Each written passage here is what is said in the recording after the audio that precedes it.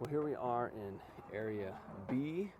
This was excavated over the previous 3 seasons, and this is the area that we are finding the 10th century overlaid with overlaid on the 11th century. And so the two rooms you see right in our foreground with the mud brick wall in between them are 10th century basement, and inside they found some nice complete vessels, along with the room to the south here, which we just pulled out an additional 12, 15 vessels from a destruction layer from the 10th century just yesterday. And it's in this room that they had already pulled out a good 40 vessels in previous seasons. So this is quite a rich room for us in establishing our ceramic chronology and typology. And it seems that this building that this long room is a part of continues to the south over here, and we're finding the closing walls and an additional room which also has pottery that is coming off the floor. So all in all, this 10th century building seems to be cut into and overlaying in different locations the 11th century, and so it'll be a matter of time before we work through this entire 10th century layer, which is massively destroyed, in order to get to the 11th century in this area. Yet if we continue to the other area, we actually have 11th century basically right under the surface. So this is area B, and we also have in area B some 8th century remains, some 8th century silos, an 8th century pit, and so we know that something is happening here even at towards the end of the Judean monarchy, in the days of Sennacherib, most likely. Here we go. Now we'll walk around the eastern side of the site, and if you look off to the east, we have a great view up toward the Judean mountains, the sun rising, and beyond our hills here, we move into the Shvela. So the location where we are really is about the last hill of the Shvela, which is the low rolling hill country between the higher mountains you see off in the distance and the coastal plain, which is to our west. And you see it's quite an agriculturally rich area, and in antiquity this would have been the crossroads, or I should say the border zone between the Israelites / Judeans to our east up towards the mountains, and the Philistines to our west towards the coast. And so our site is strategic and important, not only because it's in this border area and it's going to give us useful information for the interaction of ancient cultures, but because of its situation overlooking all this rich agricultural land and a main route leading up the Nahal Lachish, not only towards Lachish, which is just beyond the next mountain or next hill over there, but it will continue up towards Hebron and or towards Beit Guvrin / Mareshah, and in different time periods these are extremely important sites for controlling the region. So this is the context of Khirbet el-Rey, and again we're just unlocking more and more of its secrets in an attempt to understand, again, particularly the dynamics between Philistines, Israelites, and or Canaanites in the 11th and then 10th centuries BC. And what we know so far is that the major site of Lachish, which is only a few kilometers away to the east, is abandoned or destroyed around 1130 BC, give or take a few decades, depending on whose interpretation you want to follow. And our site then is occupied, and it's a great opportunity to fill in a chronological gap for the region, and we get a clear sequence of occupation from Lachish and this site. And as Yossi is already doing, considering both of these sites in light of Khirbet Kayafa as well, which is another borderland site further to the north in the Elah Valley. And so hopefully the more we find out, the more we can articulate this dynamic between Israelites, Philistines, and Canaanites. And so as we're moving around, we're walking around to the southern end of the site. And you see it's quite a natural rise. So even though this is a small site, a Khirbet, or Khirbet, this location is quite prominent, and once we get up a little bit further onto the top of the site, you'll see that not only is there kind of a lower plateau, but then there's also a steep rise towards the middle. So there's some structure up there as well that causes a major change in the topography. And in the one square that's been opened, it's already 11th century up there as well. So perhaps we have some sort of major building and or acropolis, or at least even a natural rise in the topography in that location. And so that will await future exploration. Now we've moved over here into Area A, and this is the southern end of the site. And as you can see, this year we've opened up 4 new squares in order to expand on the previous excavations and to get a better idea of what the nature of some of these buildings are that were already exposed. So over here, let's start. We have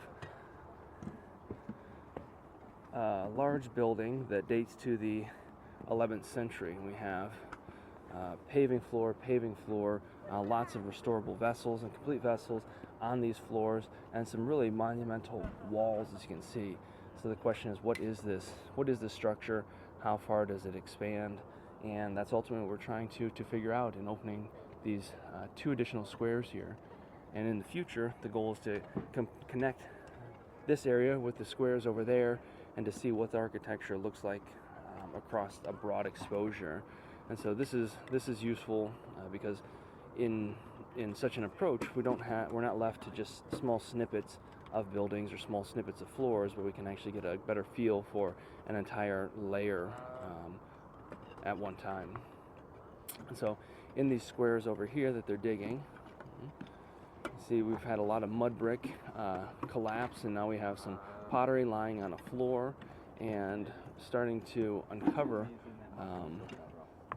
some pretty good materials. And so while this layer is a little bit higher, it could indicate a reuse of this earlier building, and so we still have a good 50-60 centimeters to go down in order to come to our earlier 11th century layer. Now, with all that said, almost all the pottery coming out of these squares is Iron 1B, so 11th century, and it's just a matter of now getting to the floor of this building to see if there's any major destruction awaiting us. You can see right now there's a lot of collapse as well, and so one of the goals in our expedition is to not only remove this collapse to articulate the actual architecture, but it's to train the students how to discern between walls, collapse, and help them to start to identify different types of material that they're digging in. And so Lachlan here right in the foreground, pointed out because you can see him in the 360 camera, was removing some mud brick material the other day, and now he's taken that off and he's starting to scrape what appears to be a floor. You can see that it might be a floor because the pottery just to his right is all lying essentially flat. It's a good indication that we're coming down to a floor layer. Now, if all the pottery is kind of poking up and lying in different directions, that's a good telltale sign that we're dealing with a fill instead of a floor. And a fill is just any kind of layer of soil that's been deposited, typically deposited by humans, but sometimes we also have wind-blown soil, natural processes that will bring in new layers of soil. So as we move along, we'll come over here to the other half of Area A.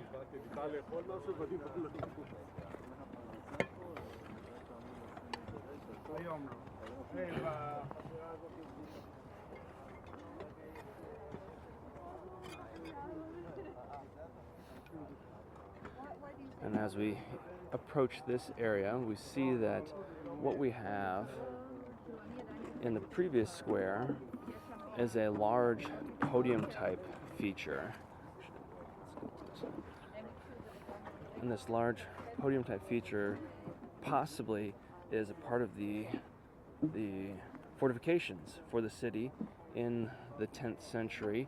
Again, this big kind of rectangular block with an attached wall is 10th century or early Iron 2A in date based on the pottery, and the larger stones that are to the north underneath of it, those there are 11th century. And so again, we're looking at some really monumental architecture in a time period where most sites don't have such monumental architecture. So again, this site is important in many regards, and we're hoping that these two new squares here, as we get down, we'll be able to expand and see what we have happening here. If this is some sort of major building, or if there's a continuation from the squares in the other section of Area A, and or not, perhaps. We know that we have a floor level just in the corner there. You see a little podium left over, and the students are digging down to that level at this moment to see if that floor continues. And this we know is good 10th century material, again tied to this large kind of podium type structure here. And so if we want to continue our site, we'll wander to the north up onto the higher point, but from here you can actually see how in the middle of the site it rises up quite sharply, as if perhaps a large wall is there underneath, kind of causing a rise in the elevation. But we'll go up and inspect that a little bit and see the view from the top. Now, the reason that this area was opened is because on the south here we have a bit of a ridge that connects our site to the rest of the area, and so it's a natural place for a gate. It's the easiest way to approach the site. On the east we have a fairly steep slope, and actually on the northeast there's a major quarry that almost creates a sheer cliff. Now, of course, we don't know the date of that exactly, but it is a topographical feature that limits access that way. To the north and to the west, the same thing, fairly steep slopes coming up, and so anyone who wants to approach the city would have the easiest time doing that coming from the south. And so already in previous excavations, when they opened up the squares there, they thought they discovered part of a gate. Now, this may be the case, however, it isn't clear at this moment, and so it's something that we'll definitely investigate in future seasons as a part of expanding our exposure of this massive Iron Age 1 building that we were just looking at. So as we come up the slope, now we've come up to the kind of what we could call, I guess, the Acropolis of the site. And you see again large stones here, large architecture. This is already again 11th century. And so the initial assumption was that perhaps as we come up here, if we have 11th century down in lower elevation, this would be something later, say perhaps 8th century. But lo and behold, it's all the same time period. So what we have up here awaiting us is again open for interpretation, and it'll be nice to be able to expand this area in future seasons to get a better sense of what is causing this rise in this central area.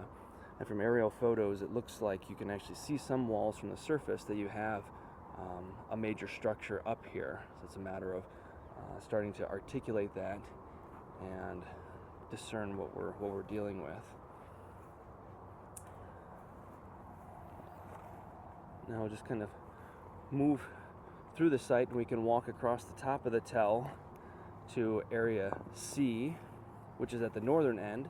And the reason that this was opened is to get a sense for how large the site was in antiquity. And ultimately, Area C appears to be beyond the northern extent of the settlement in antiquity, but it's good to know, and it's also fun to note that actually in this area we have some of the earliest pottery covered at the site going back to the late Bronze Age.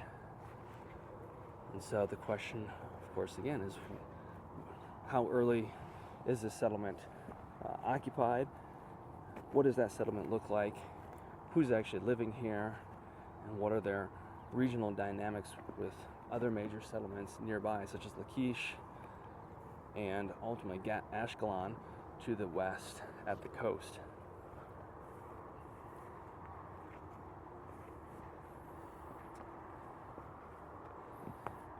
And as we walk along, navigating through all the vegetation, what we have on the top, you see all these walls running along. These are actually later Ottoman terrace walls from our best estimation. And it seems that they were utilizing this area in the Ottoman period. Again, good agricultural land around, good grazing land, and we know that the Bedouin would come and occupy this land or set up camp in this area to interact with the more settled people. And the nice thing of the kind of settled and nomadic interaction is that people in the cities, right, need some of the things, the goods that Bedouin can supply, such as goat hair tents, milk, cheese, that kind of stuff, at least in antiquity. And the Bedouin, or nomads, can benefit from more settled populations, which tend to be a bit more specialized in their production capability, well, along with social stratification. And so it's a symbiotic relationship, not only in an economic and even social way, but in a kind of fundamental way, that the Bedouin come and they, once the harvests are complete, then the Bedouin bring their flocks in, they can eat what's left over, and the flocks then fertilize the field for the next round of planting. And so it's a good system. And even today, just a few days ago, the modern Bedouin have shown up on the site here, just off the site, and have cleared an area to start setting up their tents to be in this region for the next coming season. So we'll continue around now to Area C. And again, as we move here, perhaps you can see off to our northeast how the site just kind of drops off. And again, this is a fairly steep ascent coming up here, and it's over in this region that we have this massive quarry that basically cuts off the right-hand side of the hill that we're on.